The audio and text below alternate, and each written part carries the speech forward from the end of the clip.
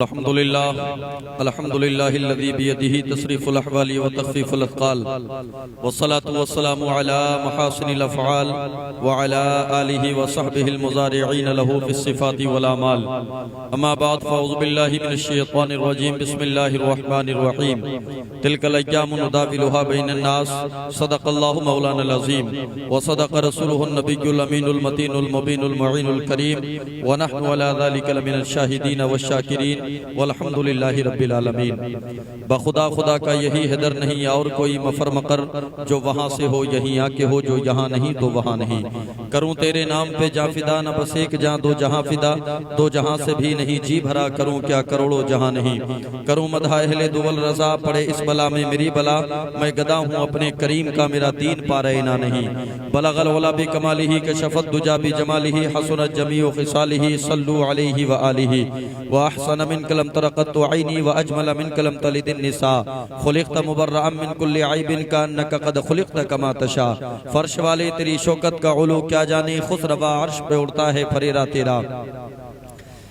عقیدت اور محبت کے ساتھ، دل کی عطا گہرائیوں کے ساتھ، والہانہ انداز میں، غلامانہ انداز میں، عاشقانہ انداز میں، مؤدبانہ انداز میں، میرے اور آپ کے نبی، کل کائنات کے نبی صلی اللہ تعالی علیہ وسلم کی بارگاہ مقدس و معطر و مطہر و منور میں جی لگا کے ایک مرتبہ ہدیہ درود پاک پیش کریں، پڑھیں بابا سے بلند اللہم صلی علی سیدنا و شفیعنا و ہادینا و مرشدنا و ملجانا و مولانا محمد صلی اللہ تعالی علیہ وسلم۔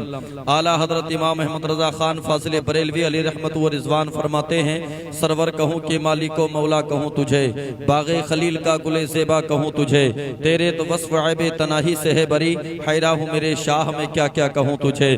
لیکن رضا نے ختم سخن اس پہ کر دیا، خالق کا بندہ خلق کا آقا کہوں تجھے۔ وہی اعلیٰ حضرت کہتے ہیں کہ چمک تجھ سے پاتے ہیں سب پانے والے، میرا دل بھی چمکا دے چمکانے والے، برستا نہیں دیکھ کر ابر رحمت، بدوں پر بھی برسا دے برسانے والے۔ تو زندہ ہے واللہ، تو زندہ ہے واللہ، میری چشم عالم سے چھپ جانے والے، رضا نفس دشمن ہے دم میں نہ آنا، کہاں تو نے دیکھے ہیں چندرانے والے۔ بارگاہ رسالت مآب صلی اللہ تعالی علیہ وسلم میں ایک مرتبہ اور ہدیہ درود پاک پیش کریں، پڑھیں بابا سے بلند اللہم صلی علی سیدنا و شفیعنا و ہادینا و مرشدنا و ملجانا و مولانا محمد صلی اللہ تعالی علیہ وسلم۔ اللہ کی عطا کردہ توفیق سے ہم اور آپ زندگی کے جو ایام گزار رہے ہیں، اللہ کے کرم پہ ناز کرنا چاہیے، اللہ کا شکر ادا کرنا چاہیے۔ پروردگار عالم نے ہمیں اپنے محبوب کی امت میں پیدا فرمایا ہے، ایسے نبی کی امت میں اللہ نے ہمیں اور آپ کو پیدا کیا جس نبی کی امت میں پیدا ہونے کے لیے انبیاء کرام نے دعائیں کی ہیں۔ یاد رکھیں پروردگار عالم کا کروڑہ احسان ہے کہ اس نے اپنے محبوب کی امت کا ہمیں امتی بنایا ہے۔ الحمدللہ ہم اپنے نصیبے پہ ناز کریں، ہم اپنے مقدر پہ ناز کریں، اور یاد رکھیں پروردگار عالم کا خوف ہمیں دل میں رکھنا چاہیے، پروردگار عالم کے خوف سے ہمیں لرزہ پر اندام ہونا چاہیے، پروردگار عالم کے عذاب سے ہمیں اور آپ کو ڈرنا چاہیے۔ یاد رکھیں جب اللہ کو بندے بھلا دیتے ہیں تو پروردگار عالم کا عذاب ان بندوں کی طرف آیا کرتا ہے۔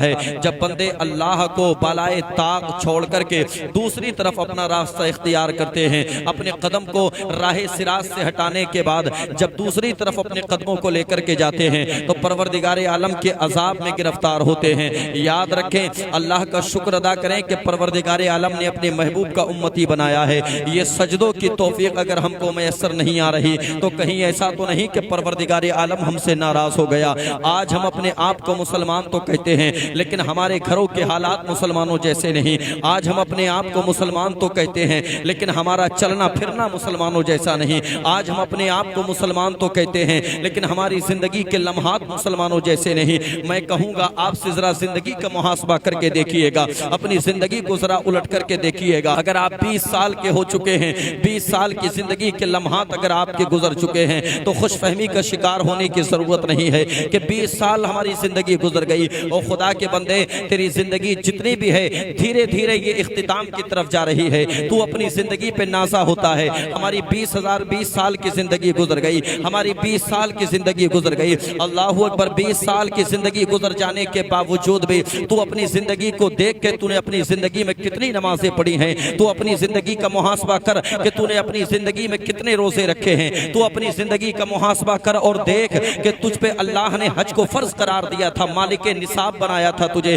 اللہ نے اتنا سرمایہ تجھ کو عطا فرمایا تھا، زکوٰۃ تجھ پہ فرض تھی لیکن تو نے زکوٰۃ نہیں دی۔ آج ہر بندہ کہتا ہے کہ زکوٰۃ ایسا عمل ہے، زکوٰۃ یقیناً ایسا عمل ہے کہ بندہ اگر زکوٰۃ دینے کا عادی بن جائے تو پروردگار عالم کے رحمتوں کے خزانے اس کے لیے کھول دیے جاتے ہیں۔ لیکن بندہ دولت کمانے کا تو خواہش رکھتا ہے، دولت کمانے کی تو تمنا رکھتا ہے، دولت دینے والا پروردگار عالم ہے۔ یاد رکھنا خدا کے بندو، جس اللہ نے ہمیں اور آپ کو دولت عطا فرمائی ہے، پروردگار عالم کے شکریہ کے طور پہ اگر ہم 2.5% زکوٰۃ پروردگار عالم کے نام پر نہیں نکالتے ہیں اور ہم کہتے ہیں کہ اللہ حرام کھانے سے بچائے، یقیناً اللہ آپ کو حرام کھانے سے بچائے، مگر مجھے بتاؤ اللہ نے تم کو مالک نصاب بنایا تھا، تم نے 2.5% زکوٰۃ نکالا کہ نہیں نکالا؟ ہماری بستیاں خالی نظر آتی ہیں زکوٰۃ نکالنے سے۔ وہ بندے آئیں میدان عمل میں جو کہتے ہیں کہ اللہ حرام سے بچائے، اللہ تمہیں حرام سے تبھی بچائے گا نا کہ جب تم زکوٰۃ نکال کر کے غربا پہ خرچ کرو گے،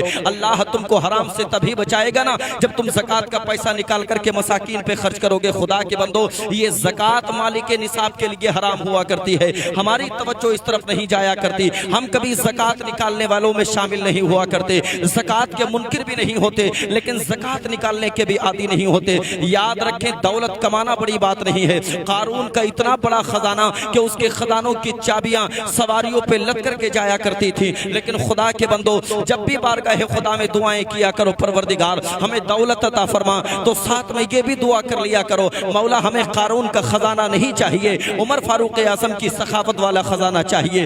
رب کی بارگاہ میں یہ دعائیں کیا کرو۔ میں کہنا یہ چاہتا ہوں زکوٰۃ آپ پہ فرض ہوئی لیکن آپ زکوٰۃ کے منکر بھی نہیں بنے اور زکوٰۃ بھی آپ نے نہیں نکالی، یعنی کہ آپ نے حرام مال اپنے شکم کی آگ کو بجھانے کے لیے استعمال کیا ہے۔ تو ڈرو اللہ کے عذاب سے، مالک نصاب اللہ نے آپ کو بنایا تھا لیکن آپ حج کرنے کے لیے نہیں گئے۔ دور حاضر میں تو ٹرینڈ چلا ہے بندہ مالک نصاب حج اس پہ فرض ہے لیکن یہ حج کرنے کے لیے نہیں جاتا ہے بلکہ یہ عمرہ کرنے کے لیے جاتا ہے۔ میری قوم جب فرائض کو چھوڑ کر کے نوافل کی طرف آئے گی، میری قوم جب فرائض کو چھوڑنے کے بعد مستحبات کی طرف آئے گی تو قوم عروج کی طرف نہیں جائے گی بلکہ تنزلی کی طرف جائے گی۔ یاد رکھنا فرائض پہلے ہے، یہ مستحبات بعد میں ہیں، فرائض پہلے ہیں، یہ نوافل بعد میں ہیں۔ لیکن بندہ جب فرائض کو چھوڑنے کے بعد نوافل کو استعمال کرنے کا عادی بنتا ہے، جب بندہ فرائض کو چھوڑنے کے بعد مستحبات کو زندگی میں عملی جامہ پہناتا ہے، تب پروردگار عالم کا قہر اس پہ نازل ہوتا ہے، تب پروردگار عالم کا عذاب اس پہ نازل ہوتا ہے۔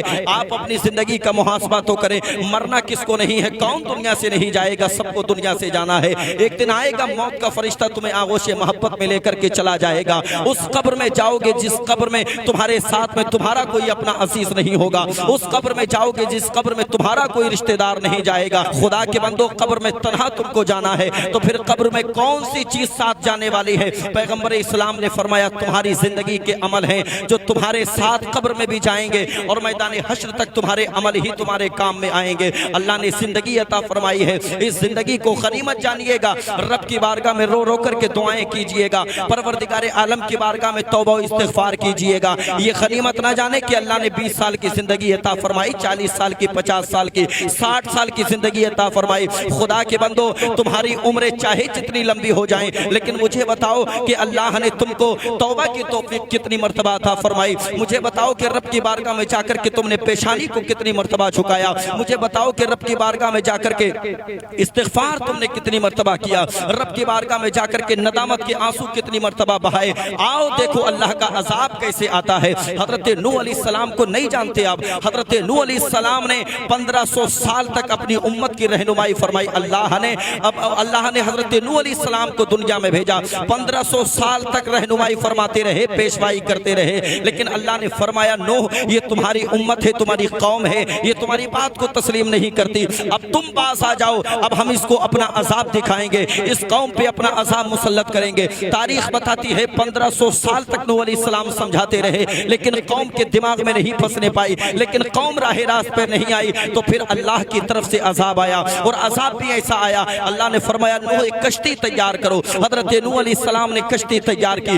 اللہ اکبر، حضرت نوح علیہ السلام نے کشتی تیار کی اور کشتی تیار کرنے کے بعد اعلان عام کر دیا کہ لوگ اس کشتی میں آ کر کے بیٹھ جائیں، تاریخ بتاتی ہے اللہ نے ایسا سیلاب نازل فرمایا۔ خدا کے بندو دیکھو رب کی قدرت کیسی قدرت ہے، آج بارش کا انتظار کیا جاتا ہے سیلاب کے لیے، لیکن اللہ نے نوح علیہ السلام کی امت پہ جب سیلاب کا عذاب نازل فرمایا اللہ نے تندور سے پانی نکالا۔ مجھے بتاؤ کہ تندور سے پانی کیسے نکلا کرتا ہے؟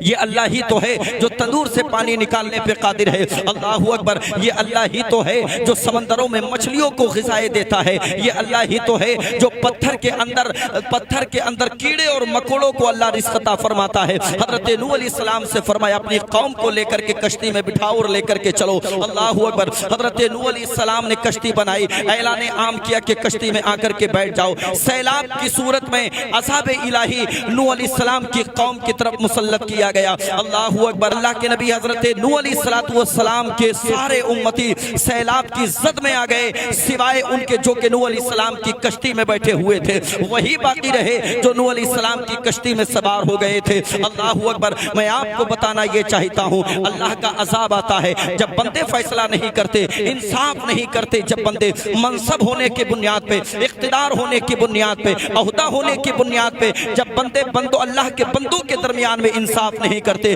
تو پھر آخری فیصلہ اللہ کی طرف سے ہوتا ہے، آخری فیصلہ اللہ کرتا ہے۔ اور اللہ کا فیصلہ جب ہوتا ہے تو بندے تاب نہیں لاتے ہیں۔ اللہ کا فیصلہ جب ہوتا ہے آسمانوں سے آگ برستی ہے، اللہ کا فیصلہ جب ہوتا ہے زمینیں پھٹ جاتی ہیں۔ اللہ کا فیصلہ ہوتا ہے بندے تاب نہیں لا سکتے۔ یاد کرو دنیا والوں، میں آپ کو بتا دینا چاہتا ہوں وہ امریکہ جو اپنے آپ کو سپر پاور کہتا ہے، اللہ اکبر، میں آپ کو آپ کی ذہنیت کو قریب کر کے میں سب سے پہلے آپ کو یہ بتا دوں سب سے طاقت والا، سب سے عظیم اسٹرانگ اگر کوئی ذات ہے تو وہ اللہ کی ذات ہے۔ اللہ سپر پاور ہے۔ امریکہ نہ کل سپر پاور تھا، نہ آج سپر پاور ہے، نہ آنے والے وقت میں کبھی سپر پاور ہوگا۔ امریکہ کو یہ ماننا پڑا، وہ امریکہ جب اسرائیل نے غزہ کی سرزمین پر بمباری کی تھی، غزہ کی سرزمین پر بچوں کو شہید کیا تھا، غزہ کی سرزمین پر جوانوں کو شہید کیا تھا، غزہ کی سرزمین پر بوڑھوں کو شہید کیا تھا۔ اور خدا کے بندو، میں آپ کی ذہنیت کو قریب کر کے آپ کو بتا دینا چاہتا ہوں، میں نے فلسطین کے ایک صحافی کو سنا تھا، اسرائیل نے جب غزہ پہ حملہ کیا تھا اسی امریکہ نے اسرائیل کی پشت پناہی کی تھی، امریکہ کی پشت پناہی میں اسرائیل غزہ پہ بمباریاں کر رہا تھا۔ خدا کے بندو، تم نے غزہ کے شہیدوں کی داستان کو بھلا دیا۔ یاد کرو غزہ کے شہیدوں کی داستان۔ میں نے فلسطین کے ایک صحافی کو سنا تھا، اس نے کہا تھا کہ ہمیں بھوک کی شدت نے نہیں رلایا، ہمیں پیاس کی شدت نے نہیں رلایا، ہماری طرف بمباریاں کی گئی ہم نہیں روئے، ہمارے بچوں کو شہید کیا گیا ہم نہیں روئے، ہمارے جوانوں کو شہید کیا گیا ہم نہیں روئے۔ پلٹ کے کسی نے پوچھ لیا بتاؤ کس چیز نے تم کو رلایا ہے؟ اس صحافی نے کہا تھا ہم کو مسلمانوں کی بے وفائی نے رلایا ہے، مسلمانوں کی بے توجہی نے رلایا ہے۔ 6 سے 7 مہینے کے اندر جو حال غزہ کا امریکہ کی پشت پناہی میں اسرائیل نے کیا تھا 6 سے 7 مہینے کے اندر، لیکن اللہ کی طرف سے جب عذاب نازل کیا گیا آگ کی صورت میں تو خدا کی قسم امریکہ کا وہ سب سے مہنگا شہر جس کو لاس اینجلس کہتے ہیں، جب آگ کی زد میں آیا، اللہ کے عذاب کی زد میں آیا تو پوری دنیا نے یہ مانا خالق نے اپنے قہر کا تیور دکھا دیا، مٹی میں دشمنوں کا ارادہ ملا دیا۔ آنکھوں سے اپنی کاش تو امریکہ دیکھ لے، رب نے تیرے غرور کو زندہ جلا دیا۔ 2 سے 2.5 دن کے اندر اللہ کے عذاب نے وہ قہر برپا کیا۔ امریکہ کا لاس اینجلس وہ مہنگا شہر تاب نہیں لا سکا۔ بڑے بڑے فلمی اسٹار جس جگہ پہ قیام پذیر تھے، لیکن اللہ کے عذاب سے خوف زدہ ہو کر کے اپنے شہروں سے منتقل ہو گئے، اپنے مکانوں سے منتقل ہو گئے۔ اللہ کا قہر نازل ہوتا رہا، اللہ کا عذاب نازل ہوتا رہا۔ 2.5 سے 3 دن کے اندر جو اللہ نے عذاب نازل کیا، اس عذاب نے وہ بدلہ لیا جو کہ غزہ کے مسلمانوں کی طرف بمباریاں کر کے اسرائیل نے ایک تاریخ رقم کی تھی، امریکہ نے اس کی پشت پناہی کی تھی۔ میں آپ سے کہنا چاہتا ہوں یاد کرو اس بچی کی ویڈیو جس نے مرنے سے پہلے پوری دنیا کو یہ پیغام دیا تھا۔ اس نے کہا تھا آج غزہ میں بمباری کی جا رہی ہے، مسلم ممالک خاموش ہیں، آج غزہ میں بچوں کو شہید کیا جا رہا ہے، سارے طاقت ہونے کے باوجود بھی نگاہوں کے سامنے سارا منظر دیکھ رہے ہیں لیکن تماشائی بن کر کے دیکھ رہے ہیں۔ میں रब की बारगाह में जाकर के शिकायत करूंगी। मैं कहूंगी परवरदिगार आलम, गस्सा पे बमबारियां की जा रही थी, तमाम मुस्तफ़ा करीम सल्लल्लाहु अलैहि वसल्लम के उस्ताद खामोश थे, अपने आप को मुस्तफ़ा करीम सल्लल्लाहु अलैहि वसल्लम का दीवाना कहने वाले खामोश थे। कौम के जवानों, मैं ये कहना चाहता हूँ, जुल्म को सहना भी कहीं ना कहीं जालिम की मदद हुआ करती है। अल्लाह ने तुमको ताकत दी है, आप फौरी तौर पे कार्रवाई करो। कम से कम अल्लाह ने आपको ज़बान अता फरमाई है। अगर तुम जालिम को सालिम नहीं कह सकते तो तुम गोया के हक कोई के पैकर नहीं हो। अगर तुम सालिम को सालिम नहीं कह सकते, तुम इंसाफ पसंद नहीं हो। अगर तुम सालिम को सालिम नहीं कह सकते तो याद रखना, कहीं ना कहीं आप खिलाफे उसूल चल रहे हो, और खिलाफे उसूल चलोगे तो फिर रब की पकड़ में आओगे। अल्लाह ने कुरान में फरमाया, इन्ना बत्शा रब्बिका लशदीद, बेशक तुम्हारे रब की पकड़ बहुत ज्यादा सख्त है। कोई बंदा नहीं है जो अल्लाह की पकड़ से बाहर हो सके। अल्लाह अकबर। मैं आपको बता देना चाहता हूँ, ताकत की बुनियाद पे, नशे की बुनियाद पे, इक़्तिदार की बुनियाद पे, ओहदे की बुनियाद पे किसी पे जुल्म ज़्यादती करने की जरूरत नहीं है। इसलिए कि आज तुम गरीबों पे जुल्म करोगे, आज तुम मसाकिन पे जुल्म करोगे, आज तुम कमजोरों पे जुल्म करोगे। याद रखना, ये अगर दुनिया में इनका कोई नहीं तो क्या हुआ, कहीं ऐसा ना हो परवरदिगार आलम के प्यारे महबूब से इसका रिश्ता हो। अल्लाहू अकबर। नबी कौनैन की बारगाह तक इसकी रसाई हो। रब की बारगाह में अगर गिड़गिड़ा करके दुआएं कर दी, परवरदिगार आलम की बारगाह में गरीब की दुआ मकबूल होती है यकीनन। गरीब की आहों से बचो, मुफलिसों की आहों से बचो, इक़्तिदार की बुनियाद पे किसी पे जुल्म ज़्यादती मत करो। मैं आपकी ज़हनियत को करीब करके बस एक मिनट के अंदर एक बात मैं आपके ज़हन में उतार देना चाहता हूँ। मैं आपसे कहना चाहता हूँ, मेरी कौम के जवानों, एक बादशाह ने अपने शहजादे को एक आलिम दीन के पास इल्म सीखने के लिए भेजा। अल्लाहू अकबर। आलिम दीन ने इल्म कुरान सिखाया, इल्म हदीस सिखाया, और ये तमाम उलूम सिखाने के बाद आलिम दीन ने एक मर्तबा उस शहजादे को बुलाया, और बुलाने के बाद कहा था, शहजादे जाने वाले हो। अल्लाहू अकबर। दरवाजा बंद करने के बाद अल्लाहू अकबर, आलिम दीन ने अपने शागिर्द को, यानी बादशाह के बेटे को, बादशाह के शहजादे को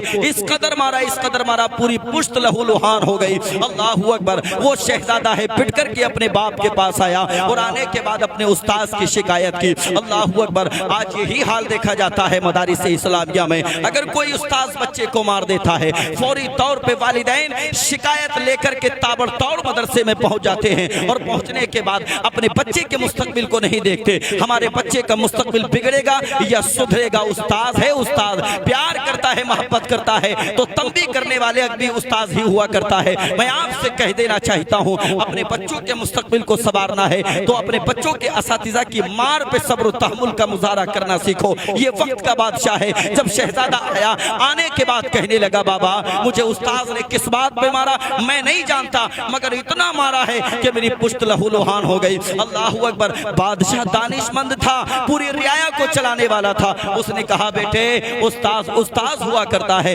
बात को नजरअंदाज किया। शहजादा माँ के पास दौड़ करके आया, और आने के बाद उस्ताद की वही शिकायत की पूरी रूदाद अपनी माँ की निगाहों के सामने बयान की। अल्लाहू अकबर। माँ ने भी ये कह करके टाल दिया, बेटा जो तुम्हारे बाप का जवाब है वही तुम्हारी माँ का जवाब है। अब ये बेटा इंतजार करने लगा उस दिन का कि बाप दुनिया से रुखसत होगा, बाप दुनिया से चला जाएगा, बादशाहत पे मैं काबिज हो जाऊंगा, सल्तनत की कुर्सी मेरे हवाले हो जाएगी, फिर उसके बाद में इस मसले को निगाहों के सामने लेकर के आऊंगा। वक्त गुजरता गया, 22 साल का वक्त गुजर गया। 22 साल के बाद जब सल्तनत का मालिक यही शहजादा बना, ये बादशाहत की कुर्सी पर बैठा है, बैठने के फौरन बाद सबसे पहले अगर किसी को बुलाया है उसी उस्ताद को बुलाया, और बुलाने के बाद कटहरे में खड़ा कर दिया। अल्लाहू अकबर। ये बादशाह कहने लगा, जो अब मौजूदा बादशाह है, अल्लाहू अकबर, बादशाह का शहजादा बादशाह बन चुका है। ये कहने लगा, उस्ताद साहब याद करो 22 साल पहले जो तुमने मुझ पे ज्यादती की थी, मैं आज तक समझ नहीं पाया हूँ,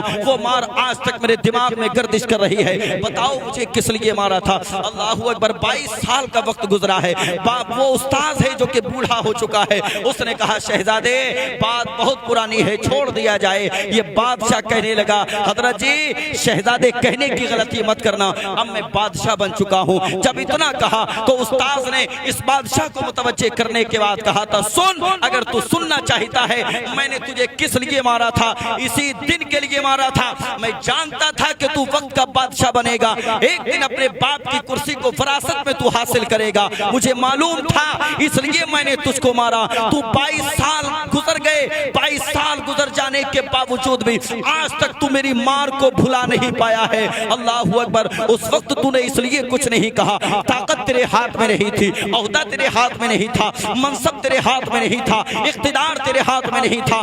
آج اقتدار کی بنیاد پہ تو نے استاد ہی کو کٹرے میں لا کر کے کھڑا کر دیا ہے، تو سن، میں نے اسی دن کے لیے مارا تھا۔ میں تجھے بتا دینا چاہتا ہوں، اقتدار کی بنیاد پہ، عہدے کی بنیاد پہ، منصب کی بنیاد پہ، کبیر رعایا پہ ظلم مت کرنا، اس لیے کہ آج تو بادشاہ ہے، یہ تیری عدالت ہے، لیکن غریب کے لیے آخری عدالت رب کی بارگاہ کی عدالت ہوگی، اور اس عدالت میں تیری چلے گی، لیکن رب کی عدالت میں غریب کی چلے گی۔ اگر غریب نے جا کر کے تیرے خلاف شکایت کر دی تو یاد رکھنا، تو نے دنیا میں ہی رہ کر کے اپنی عاقبت کو خراب کر لیا ہے۔ قوم کے جوانوں میں یہ بتانا چاہتا ہوں، طاقت کی بنیاد پہ، اقتدار کی بنیاد پہ اگر ہم کسی پہ ظلم کرتے ہیں، یہ مظلوم آج تو کچھ نہیں کہہ پاتے، لیکن رب کی بارگاہ میں جا کر کے شکایت کریں گے، اور پروردگار عالم کی پکڑ سے ہم اور آپ باہر نہیں ہو سکتے۔